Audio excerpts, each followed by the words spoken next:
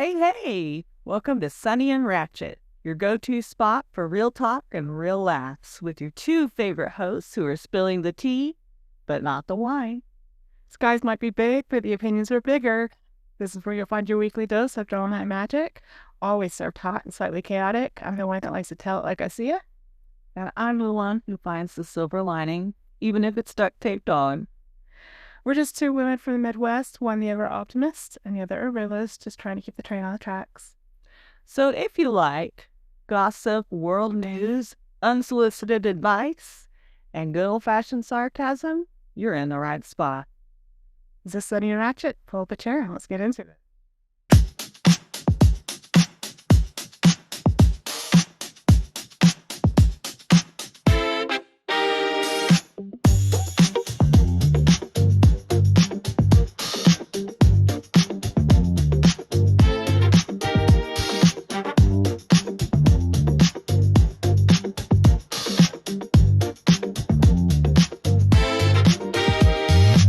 Sunny and Ratchet, we're here to chat. Big and small, we'll chew the fat. The good, the bad, the downright wild. Life uncensored, nothing mild. Every Friday, 6 on the dot. We're serving truth like it's piping hot. Hit that like, subscribe, and vibe. Join our crew, let's come alive. Hey, I'm Sunny. I'm Ratchet. And we're here today to talk about the evolution of Ryan Walters. Dun dun dun. I think it's a pretty interesting story, honestly. So I've been in education for 15 years now, somewhere around there. And Bless your heart. and so it's kind of my thing that I'm really passionate about. And yeah, so I was researching this topic, and we have this guy that goes from a really inclusive, beloved high school teacher. Yeah, I was really surprised. Yeah. From what I know of him now versus what your research brought up, like he seemed like a genuine good guy. Yeah.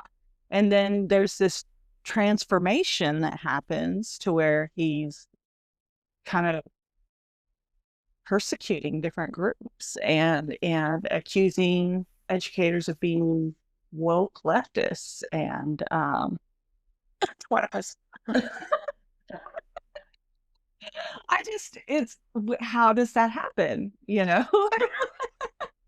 So we're going to walk you guys through the evolution of Ryan Walters as we know it. Yeah. Yeah. So with my research, it kind of starts back in 2016. I read some articles about him being a Teacher of the Year finalist for the state of Oklahoma. And here's what's really, when I was looking at it, he was nominated with a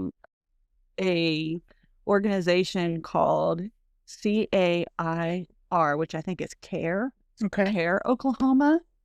And it is it's like a foundation for empowering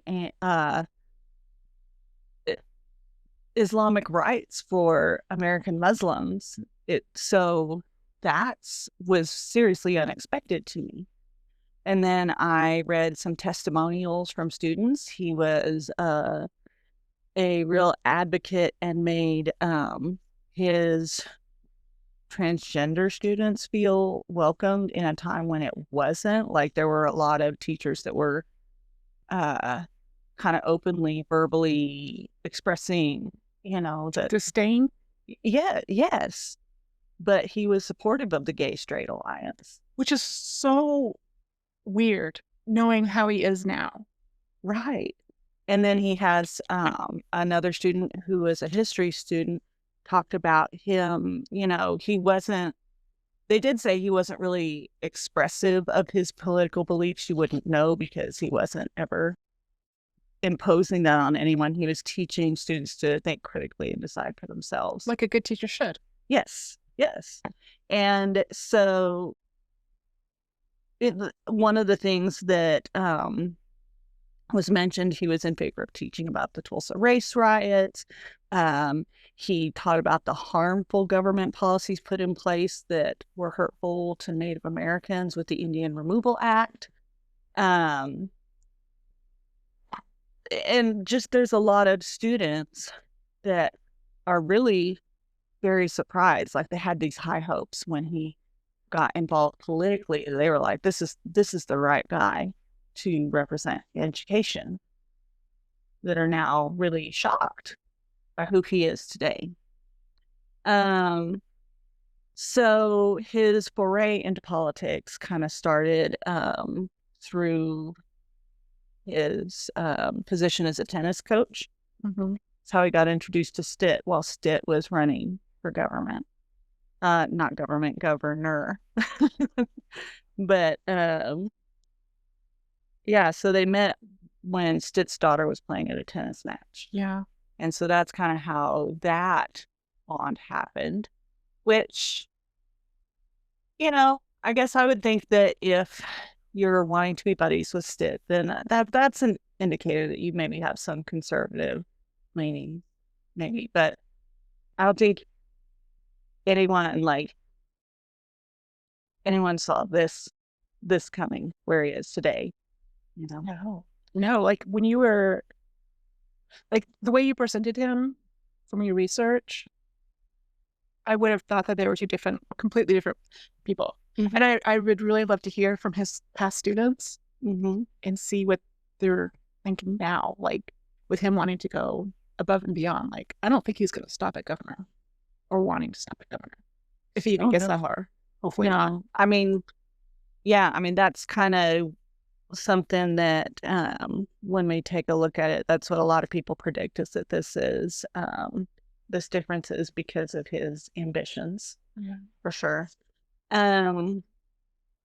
So I'm going to go on to 2018, where he met Stitt at a tennis match.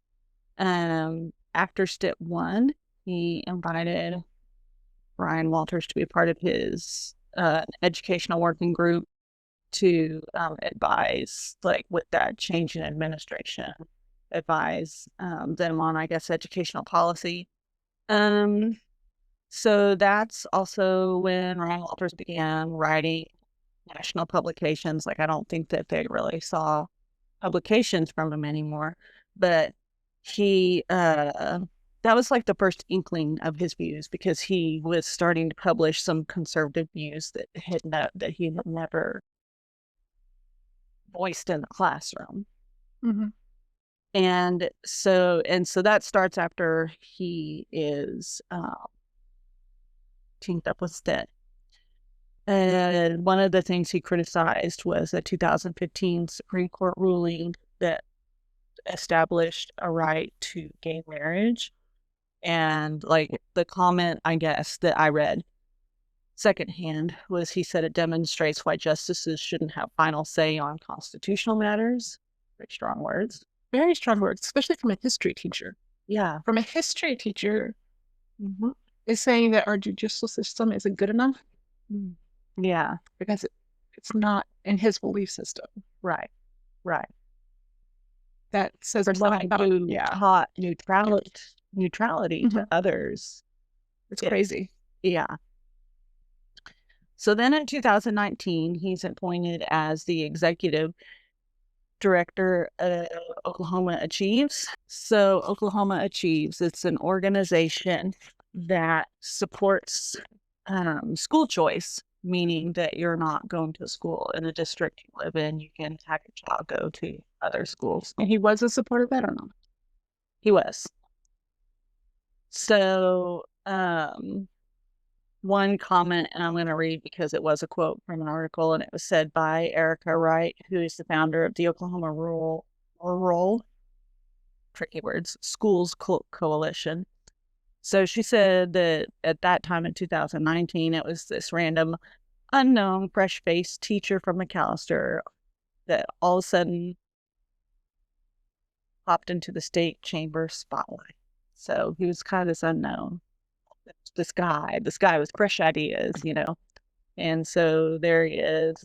And so the Representative Jacob Rosencrantz, he's our Norman Democratic representative. He actually worked with Walters. So he was working on, he was kind of being a champion for SEL learning. And he wanted to preserve play-based teaching in early childhood classrooms, because I don't know if a lot of people think about What that, is but play-based? so some things are like kids do a lot of processing the things they learn Okay. through acting out in play. So having that as kind of, you're in like a center rotation, and you're kind of acting out the feelings that are happening, whether you're acting out with different items or you're doing role playing. And it's really working on developing, expressing, and labeling your feelings. Like we're talking about the SEL aspect. Um, and Explain what SEL is, because I had to look at that too. my bad. Social emotional learning. So, social emotional learning is learning how to interact with others and how to identify and express emotions and guiding that development in a healthy way. Yeah. So, Rosencrantz was working on this with Walters, thought it was going well. And then, let's see. He said that the things they agreed on was recess and hands-on learning. And he kind of had a different point of view, but then progress on that bill stalled because COVID. Dun dun dun. So it kind of got pushed aside and everything went on hold. Yeah. And so COVID had a huge effect on the way that we were educating our students, because we were overcoming these challenges of having to do virtual learning and having to do things that couldn't necessarily involve, you can't have a bunch of kids together switching around with different groups and sharing and having that very active learning, because you can't even be in the same classroom together a lot of times. It also got a lot more parents observing what their kids were learning. Yeah. So, and I think that something that was a little frustrating to me as an educator was that parents would be really frustrated with the kinds of assignments and things. And for me, I would know that when you're working virtually versus right there next to that student communicating, being able to go around and give the one-on-one and really build that level of understanding up and really scaffolding, it's really difficult to do long distance. And so I knew that for me, I really had to modify things a lot to fit this new platform, this new way of teaching that I hadn't done before. So I do think there were a lot of pains. There was a lot of growing pains on both sides. Both sides. Yeah. I wasn't an educator, but I was definitely a parent in this time frame. Yeah. So being a parent was difficult. You're trying to help your kids with things that, especially the further up they get, the more it's stuff that maybe you haven't really had to think about or use so much. It's hard to go back and recall some of those things, because at this time you're getting a generalized education. But when you go specialized, you got to kind of leave some other things off to gain that new information, right? Like your brain can only hold so much. But anyway, so COVID was a difficult time. We all know it. It really, for me, it brought to light a lot about my son's education, because he was going to a private school at the time. And I had no idea how pervasive biblical teachings were in the curriculum. What do you mean? I have no idea. I mean, I expected that, that there would be things like saying, that they didn't believe in the Big Bang Theory or evolution. They believed in creationism. I thought the big issue was science. But it affected a lot of things. It affected history. It affected general social studies. I remember they had like in their social studies class, they were learning about the three races of man, which comes from the Bible, which I had no idea. No idea. Okay. They also believed the teacher that was teaching it also believed that the earth was only 6,000 years old. So, that affects science and history. ELA, a lot of their topics were very religious based. And by ELA, I mean language arts. It was super pervasive. So that was eye opening for me. Mm-hmm. And I had questions about what my son was learning, not because, like, obviously I took him to a Christian-based school, but when you go private school, what other choice is there? It's hard to find like a non-denominational option. And, I needed my son in small classroom sizes, so here we are. But anyways, all that to say, as a educator, I understood the difficulties, and as a parent, I understand the hearing curriculum and kind of having some questions. Because for my son, I was really worried because I was like, this is really significant stuff, and I want my son to have a generalized education, and I want him to learn. Like, even if you don't believe it, if this is knowledge that most people have and you're just missing out on it, like they're just not teaching you that, then he's not really getting a full education. Mm-hmm. So that really worried me. So anyways, moving on from that is kind of the climate we're coming back into when we really start seeing changes in Walters, because especially right-wing conservative parents, they were especially upset. Assholes. They Ratchet. They were especially upset, right? Like they really became more active and involved because they didn't like what they were seeing. Mm-hmm. There were things about, you had things like banned books, you had lots of concerns about the gender identity and sexuality issues and the whole non-binary thing. I'm going to pause you because I feel like I need to just reiterate the fact that these people, when I say assholes, I mean assholes. Like, you cannot sit here and because your child has to read a book and it's not your cup of tea doesn't mean it needs to be banned. Just because you don't like the way that history went doesn't mean you get to whitewash it. You don't get that option. So when I say an asshole, I mean you're an asshole. Well, and you brought up the whitewashing. And so, yes, that's where the whole critical race theory conflict came in, was people seeing what was being taught and feeling concerned that they were worried that their kids were being brainwashed to be LGBTQ. They believed that their white children were being made to feel bad, especially their white males were being made to feel bad and guilty over what happened. They also weren't a huge fan of the social emotional learning because of its focus on self-identity. Because when you're thinking about self-identity, that does allow you to also ask yourself, when you're a middle schooler, when you're a high schooler, gender identity is a part of that. Your sexual orientation. I do agree with this part, though, because I don't think anybody should be teaching sexual orientation or identity other than the parents. I just don't. Okay. So I agree with that part. Okay. Well, I suppose fair enough. But, part of that is like the health department comes in and talks about that because they want to make sure kids have an education on safe practices and are informed, because there's a lot of parents that never have the talk. And so, I'll give you that.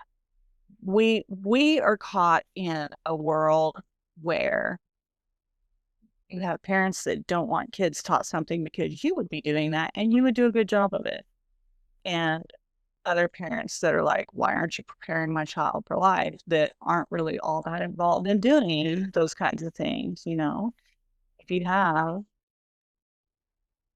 a very conservative right-wing parent who is, I guess, very repressed and uncomfortable talking about sexual orientation. Do you hear that? Do you understand how you're being described? So make sure that you understood that. Okay, continue. I am to be nice, okay? Like for me, so like my son, he's like, anytime I talk, oh gosh, you're my mom, you know? So like he came home with a thing where they did like a reverse permission slip you have to sign if you don't want your child to take the sex ed class. Mhm. And And that should be fine. Yeah. it is fine, but I wouldn't sign it for him. I said, the only way I'll sign this is if you start having real conversations with me about it. He's like, that's not fair. I don't want to talk about it. And I'm like, you either talk to me or you learn from a stranger. And honestly, I think that you need to hear what they have to say. So he wasn't a fan of that, but he at least later was glad that I wanted him to be informed. I think that's appropriate. Yeah. And so I'm not saying I'm right or you're right or I'm wrong or you're wrong. I guess what I'm saying is that people were having a problem with all these different things. And there was this like uprising of conservative right wing people that had problems with all these things, and it became a thing. I understand that. I understand people being like, why are you teaching my kid this? Mm-hmm. But after the explanation, like because it's in the curriculum, because you're basically required to teach certain things, right? I understand. Yeah, we have standards. Okay, so you have to at least touch base with these things. So, and if as a parent you have to sign a permission slip for your kid to have this conversation, if they're not gonna, just educate them yourselves. Like if my son came home and was like, hey, I learned about being trans, and I'd be like, well, why? What happened? And then he would explain to me, and then I'd be like, okay, that's appropriate, and this is why. And I would explain that. It's that simple. It's so And it's not, I will say this. So as far as teaching about things, it's not like we're giving a lesson like da da da da da means you're gay, da da da da da means you're trans, blah blah blah. But it's not like excluding or pretending that that doesn't exist. yeah, which I think is very appropriate. Yeah, because that's so what we it's, live in. I don't know that people, when they hear things like this, like honestly, one thing that I read that was that Walters was responsible for starting the rumor that schools were having litter boxes in their schools for kids that identified as furries. Yes, and it's not true. It's a false claim. But you're telling us right now that you fear. assume that our governor of our state. Oh, he's not our governor. He's our superintendent. Oh, you said Stint. Sorry. Did I? I hope I said Walters. Okay, so Walters is responsible for a claim that our schools have litter boxes for kids that thought they were furries to take a shit in. And that this was actually happening. That's what I read. You're a moron!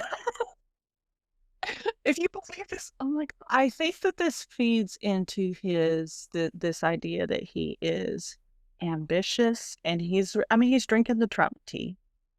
that is And there. for them, you know, one of Trump's big tactics is to instill fear. And I think Walters was, you know, taking a tip from that book, and he was instilling fear so that he has a cause he can get behind because he's ambitious. So COVID hits, changes everything. In September, Stitt appoints Walter as his education secretary. So now he's not a superintendent yet. Before, he was just kind of running committees and working with representatives and things like that. Then in 2021, Oklahoma becomes one of the first states to pass a law prohibiting teachers from offering lessons that suggest students should feel guilt or anguish because of their race. And by that, I mean critical race theory. So I guess I'm a little confused. I mean, I'm Native, but I'm also white. Mhm. I don't understand how learning about history would make anybody feel guilty. Like just because supposedly like all colonizers are white, that's untrue. Mhm. That's untrue. Mhm. Um, so why would I don't understand? I guess maybe just try to explain to me why a white person would feel guilty about learning about the actual history. I would love to be able to do that for you because, as you know, I love to play devil's advocate and see both sides. But I, as a 100% white Irish person, Do you feel guilty learning about the history? no, I feel an urge to do better. Me too. And so I don't identify with that emotion. All I can tell you is that it is what it is that's what people are saying. Okay, but my point to that is, um, if my son came to me and told me that, he's white and he feels guilty and he feels like he needs to shame himself because, you know, he's more white than anything else, I would ask him, what the fuck are you talking about? Like, just because you're white, you don't have to feel guilty for something that happened 100 years ago that you had nothing to do with. You would have guilt if you were the one perpetuating it today. That's where you would feel guilt. So I'm just saying that I don't understand why people, I honestly just don't understand. Well, I guess to that response. So my son, he goes to a school that's like 99% Hispanic. Mhm. And that was a really rough transition because before we were in rural Oklahoma, private school, like he was a majority, as is typical for white males. But then he went to being a minority, and there were a lot of racial slurs directed that way, and there was a lot of his frustration at people, not adults, but kids his age that are not, still developing, still maturing. Like, don't like middle schoolers, they're weird. They don't make good choices. And saying these things to him, like, it's the first time in his life he'd ever been called any racial names about being white. And, he would come home and be like, why is it okay for them to say it, but not me? I guess feeling like, we have these big no's, like you don't say the N word and you don't, call a Hispanic person this or that. So why can't they call me this? And my response was, it's not okay. It's not. They shouldn't. It's not okay, you know, but That's them racist doing too. yes, exactly. So that was my stance, it's still racist. And, I also got a little help from one of my friends, Mahogany Mama, to kind of talk to him and stuff because I felt like at least having somebody who is a minority tell him, I, I hear you. I see what you're saying. It's not okay. It's not any better than you making the choice to say a racial slur, but he felt attacked for being white and he felt judged for being white. And it was really like, so he did really experience that. He eventually found his group. He wasn't the new kid. He's become accepted, made a lot of friends, mostly Hispanic. Um, so I think that maybe where this sentiment comes that we're made to feel guilty isn't from what's actually being learned in the classroom. Okay. I think it's everything around it. And people think, well, I feel like in their minds, kids are learning about all the atrocities committed to races and genders and stuff at the hands of the man in charge, the white man. And then kids are mean and they make comments. And sometimes adults, honestly, I was really disappointed to read about some of the things that were said to those LGBTQ kids in McAllister um, back when Walters was a history teacher there. um, I think that's where that sentiment comes, because we do have, just like within our families, adults will talk and they'll say things, and then these kids come back and carry their parents' ideas to school. Yeah. And one challenge that I really work with in a Hispanic school, and I didn't realize until I was working with a very traditional Hispanic community, is that they have quite a lot of racial conflict with Black people. And that was something new to me that I kind of had to learn the nuances of. But the kids, they come and they repeat the things that their parents say at home. And then it all kind of takes place there. That's not taught by the school, but it's the environment where these kids have access to each other and propagate that judgment. So, again, racism is learned. Learned. Stop teaching your kids your bullshit. Well, and that's why SEL Yes. is so important. It's because we're teaching them to overcome those ideas and to all just be people. My son sometimes gets irritated when people talk about race. And he'll be like, there's only one race, and it's the human race. Yeah. We all bleed the same color. It doesn't matter. Yeah. And I mean, I will call you an asshole. I don't care what fucking color you are. I just feel like the only time race should be a conversation is when you're celebrating your culture and heritage. Yeah. Be proud of who you are. Yes. Yes. Like that part is, that is great. That is wonderful.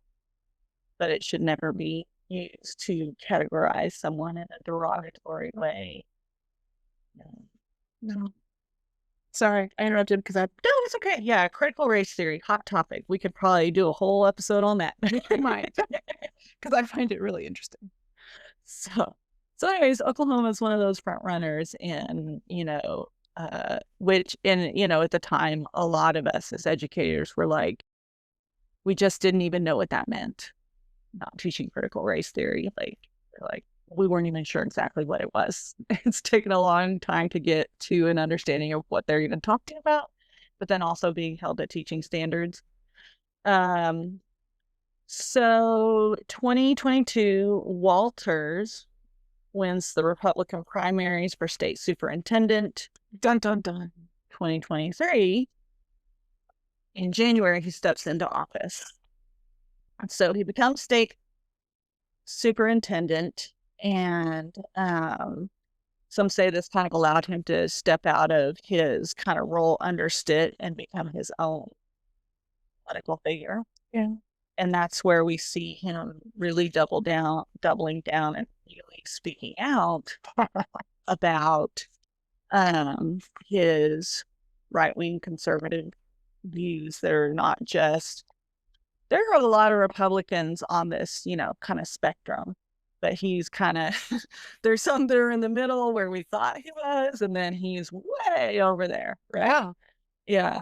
So he is the one that tried to revoke his teacher's license after she was protesting the book bannings by giving students a link to the Boston Public Library, so that if they wanted, if it was their choice to read banned books, they knew where to go to read them. And honestly, I wish I'd put this on here. Like, we should have a topic about banned books, because I think a lot of people be really surprised the books that are on that list. Which is so stupid. Like, it's so stupid. Yeah. Yeah. Like, there are things that would shock you, because, you read it all. You're like, anyway. So a teacher was trying to give her students a choice, which really sounds like, to me, when I'm looking, to me, when I was looking at Walter's past, I thought, this sounds like something he would have done as a history teacher, because he's teaching kids not to believe the politics being fed to you, but to make your own decision. And yet he wants his teacher's license revoked. It's pretty incongruent, I think. What's that saying? Power corrupts all, but there's a whole saying, like, do you know what I'm talking about? Yes, I do. I don't know The saying, okay. the saying, but I get it. The idea is that, yeah, power corrupts all. So there was that. He also pressured the Western Heights district to, I remember this one. yeah, to fire an administrator because he participated in drag shows On nights, on his off time. Yeah. Had absolutely nothing to do with his students. Yeah. There's a lot of fear out there. Like, I have to say, as an educator, I feel like I have to be super careful about what's even said or put out there or put on social media, because we all use these horror stories of these things that, like, we have to be fired for something that happens on Hawk girl, whatever her name is, wasn't she a teacher? She got fired. That Hawk girl. Tua. Oh, I think she was a teacher, and it was this like crazy TMZ like street interview, and she was basically talking about a BJ and Haktua. Oh, So I think she was. I think I might be wrong, but I think she was a teacher, and she actually got fired for that. Yeah, on her downtime, on her vacation. Yeah, she was just having fun. Yeah, like it's really difficult to work in a field where you work with children and people will still judge you for what they see that never enters the classroom, never enters the school building. You can come, then they should be professional. Right. But anyway, so Walters was behind that. So he also, let's see.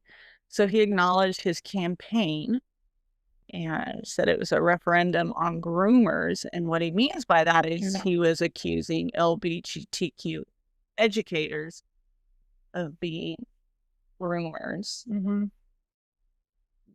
Like that being around a gay person would make you gay. You know, they were or in danger. Or in danger, yes. Because that was his word that he used, as he called them groomers, when that's typically something that you're using for someone who is grooming small children for sexual acts. And like, it's used for someone who's a sexual predator. And the implications are really, really terrifying. So he started doing those videos that he takes like in his car and stuff. And so one of the videos he dropped was one that where he's saying teachers' unions are a threat to children's safety because of their liberal views on LGBTQ issues. So really, we're seeing a lot of really persecution to LGBTQ community. You know, he had that publication where he was really opposed to gay marriage. We see him not like, and this is the guy that supported the Gay Straight Alliance in his high school, who made these students feel safe because he talks out of both sides of his ass whenever is convenient. He is just a power-hungry little mongrel. He's a politician, and politicians are just liars and cheats and thieves. And go ahead. Okay. So there was also a Republican meeting where he talked about the Tulsa race massacre, and he wanted it taught as though it was not racially motivated. And that ties back into his ideas about not teaching critical race theory when people are like, what does that mean? What does that look like? He's saying that the conflict shouldn't be taught as a racially motivated issue. But right, like isn't that like saying sit-ins? Like the okay, so we fought the whole city because they're not white, because they were prospering without you, right? So he feels like he was misrepresented there, but still he's saying that he's saying that it's not something that should be tied to skin color. And yet, how do you speak to things like segregation and Jim Crow laws and all of those things? These things that are racially based. Because it's history and it shouldn't be tampered with. You shouldn't Like, I don't know. And I think what he is trying to throw out there is it should be one side versus another. But it was based on race. It was because these people had hate in their heart. Mm-hmm. I don't care how you want to say it. They had hate in their heart. Mm-hmm. Woosah. I just needed, so for me, I'm going to pause away from kind of the history lesson here. Sorry. And say, for me, I'm still going to talk about Walters, but like I said, I've been in education a long time, and I have children that go to Oklahoma schools, and I receive a lot of emails that are sent on behalf of the State Department of Education for my work as a parent with kids in school. And it's been a shock to me, the emails that have been sent as an official Oklahoma Department of Education email that talks about things like woke agendas and the unions are the enemy and all this political rhetoric. I've never seen that before. I'm so sorry. Because this is your livelihood. This is your passion. It is. It's really stressful. I'm trying to go about my day and help students and do all the things. And then I get an email and I read this stuff like, like his most recent one, just trying to enjoy my day, reading about school lunches. And I'm like, what is this? And then I get another email about, a petition that he wants signed for parents. And it's like, and he says these things to educators about us being the enemy. And that is such an asshole move. Well, it's stressful and it's hurtful. And he's supposed to be representing you guys. He's supposed to be like the pillar for you guys as a teacher, as an educator, as somebody who's working in the school district. Yes. He's supposed to support you. As educators, it's like we go through our day trying to do our thing, and then we get this email, and we just all feel so attacked. It's like, holy, and this man wants to be the fucking governor. Right. It's wild to me. So, but when we were first getting those issues with critical race theory and LGBTQ, it felt really unfair, but also the usual attacks. This is usual? Not the way he put it, but it's like, we know that conservative right-wing parents, have certain beliefs that they feel may be threatened in the school setting. Really. We know, like, when I was in school, when I was a kid, I remember people being really upset that our PE teacher was gay. And they were like, what if she tries to look at us in the room while we're changing? And I remember at the time, because even though I grew up here, I grew up with parents that didn't grow up here. Like, we didn't have the same ideas of the South. My parents were pretty open-minded. And I remember just saying, guys, she's gay. She's not a child predator. There's a difference. I hate the fact that it hurts my heart a lot to think that there are students out there in 2025 or however old you were at that point, that are still being taught this crap. Like, just because somebody's gay or a trans queen, whatever.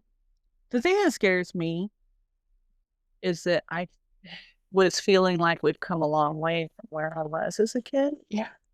We're not anymore. We're swinging back. Yeah. And that makes me scared because, one of the reasons we did this is LGBT students have a seriously much higher suicide rate because they're trying to hide something and figure out what's wrong with them. Trying to not be the thing that they are. We, I remember a conflict when I was in high school uh, there was a lot of conflict between the white and the black students. And one guy stuck a Confederate flag on the back of his truck and was driving it around after high school. And like things really That was blew done in up. hate. It was done in hate. It was done in hate. And so, but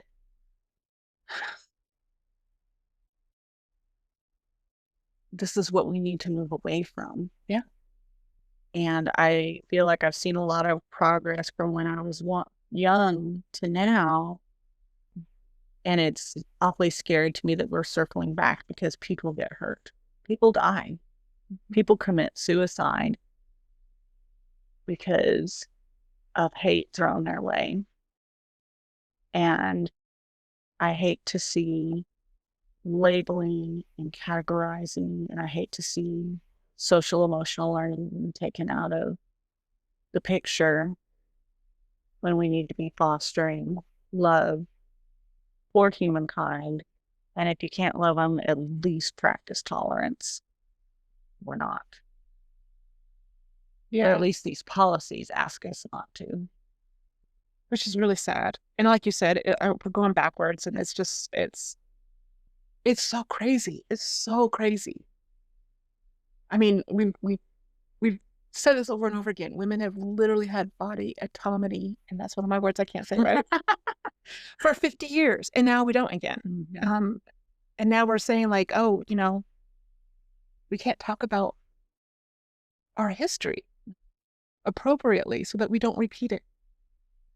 Right. So So there's all these like seriously deep issues, right? And so another thing that's new to me besides these barrage of emails is that I feel like all these districts in Oklahoma keep having to make these publications as to why this stance or this email that's been sent out by the state superintendent does not fit with school policy and it's not in best interest of the child. So we will not be doing that.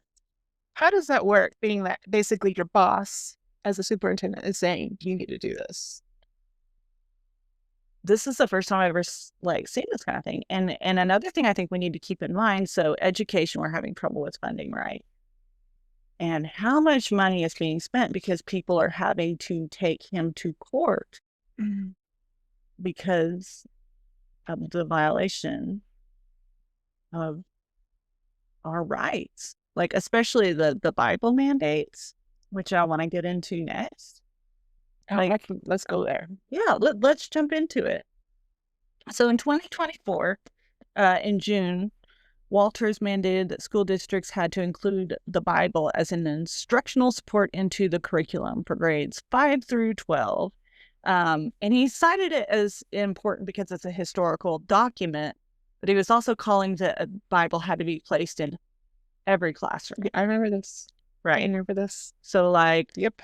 Why do we need this historical document in a class? Like that's not. And it had to be specific. And he spent $3 to $6 million, I can't remember what it was, on Trump's Bibles. Yes. And yeah. $3 to $6 million. I can't remember what number it was. Well, it's got to be a real racket because they were, I think, like something like $70 a Bible when people literally hand out Bibles for free. So, and the Trump Bible, I don't know because I haven't read one, but I've heard that there's wording changes and stuff in there, which is just. It's manipulating the word of God. Right. But of course it's okay because they're doing it. Yeah. So there's all that like, yeah, like you don't. So like I think about like my son at private school and so we are Christian and in fact the church that we went to for a long time was Methodist, right? And a Methodist church's beliefs tend to be very different from like Baptist, especially a strict Baptist. There's this whole spectrum. And so you have to even think what Christian values are being taught to your child, even if that is your thing. Oh yeah, 100%. Because it's not going to, necessarily match what you're thinking, you know? Like if they were going to choose a religion? What Christian religion are you going to choose to be the religion? Because there's like a billion of them. Yeah. Or like, what if they went with Mormon or Jehovah Witness? Now that like includes a lot of differences, but they are under that umbrella.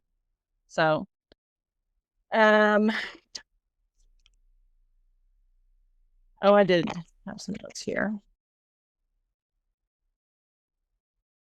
Yeah, because they had standards about what Bibles you could put in, and so those restrictions were Trump's Bible. Yes, Trump's Bible.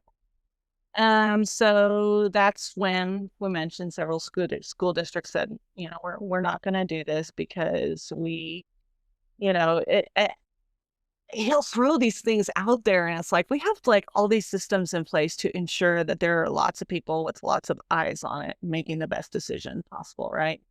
And there's a process you go through to adopt curriculum. It's got to be reviewed and approved by a lot of people. He really is a mini Trump. Yes, because he's trying to go outside the political process to kind of demand the mandates that he wants to have happen without going through these things that we put in place to ensure that we're really representing the people, right? And so districts were putting out statements saying, that we have a process for adopting curriculum. It's got to teach the standards, blah, blah, blah, yada, yada. So this is why we're not doing this. And the Bible, yes, has aspects of a historical document. And in those cases, students do have access to a Bible, but they might also have access to the Quran as a historical document. That's what I want to say about that is if you're going to allow Christianity into the church, into the churches, into the schools, that opens the door to everything and everybody else. I've read an article to where this is just extreme, but like the Church of Satan, they have a priestess in Tulsa who was at their meetings and was saying like, go ahead, open that door. I dare you. Because I'm right here. I've got my Bible. I'm ready to teach too. Mm-hmm. And then there's spiritual. There's and then you've got to think there's Quran. There's Islam. There's Judaism. I mean, Buddhist. Mm-hmm. You're opening the door to all of that, and you can't say no. Yeah. Yes, but his specific push is for the Bible, which is really catering to a very specific group. And if you're saying it's got to be Trump's Bible, then you're really, really, okay, because there are Christians who are both liberal and conservative. Mm-hmm. So just really catering to a very specific role. So that was kind of the issue with that. And I volunteered. I'll start teaching on the herbs. Let's have lessons on herbs today. So there were he also, though, he sent out this video. So we had the thing where he talked about having to have Bibles in the classroom. And then he sends this video talking about the Bible and saying a prayer for Trump. I wrote that. I was like, and was insisting that we had to show it. And so then districts are having to release statements as to why they're not going to do that as a violation of students' rights and family. Like there were lots of parents really concerned. They're like, this may or may not even match up with my beliefs, and it's being imposed on my children. So more lawsuits, right? Because he's not separating church and state, because that's not just saying the Bible's a historical document. Like he's really putting on this persona that he's, trying to, I guess, now we know it's probably just a lot of political ambition, but, I have to say, especially at the time, I was like, this is crazy. What is happening? Yeah. No, I despise the man. I don't even know. Like, good God in heaven. How is the fact of the matter is that I know that he is wanting to pursue higher and bigger politically. And I know in the state that we live in Oklahoma, that it's probably going to happen. At least he's going to get governor. which is sickening. It's Mhm. sickening. Mhm. Oh my gosh, it's just, I wish I had more words to describe how much I despise this person without being just, you know. Without just going like straight rant. You can make a little rant video. Hey guys, this video took a lot longer than we thought it would. So, we're going to do this in 2 parts. It's to be continued. Catch us next time, and here's to shouting into the void.